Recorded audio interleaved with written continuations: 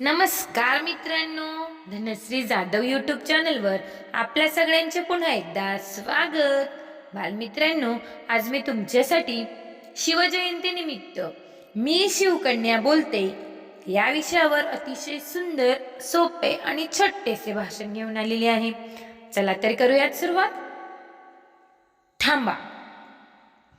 आज इथे उभी आहे ती कोणती साधी मुलगी नाही, ती आहे सह्याद्रीच्या कडेकपारीतून घडलेली वज्रकन्या.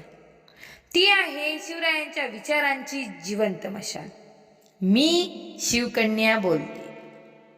माझ्या हातात तलवार नसली तरी माझ्या मनात भीती नाही, कारण माझ्या रक्तात वाहतो छत्रपती शिवरायांचा स्वाभिमान. कारण माझ्या रक्तात वाहतो छत्रपती शिवरायांचा स्वाभिमान. मी नाजूक आहे म्हणून कमजोर नाही, मी शांत आहे म्हणून निर्बल नाही, कारण गरज पडली तर इतिहास घडवणारी शक्ती या मनगटात दडलेली आहे. शिवकन्या म्हणजे केवळ ओळख नाही, ती एक जबाबदारी आहे. ती एक जाज्वल्य शपथ आहे, अन्यायासमोर कधीही न झुकण्याची. ज्या मातीत जिजाऊंनी शिवराय घडवले त्याच मातीतून आज शिवकन्या घडते, संस्कारांची ढाल आणि स्वाभिमानाची तलवार घेऊन. मी शिकते आहे, मी पुढे जाते, मी स्वप्न पाहते आणि ती पूर्ण करते. कारण शिवरायांनी मला शिकवले, स्वराज्य म्हणजे स्वतःवरच राज्य.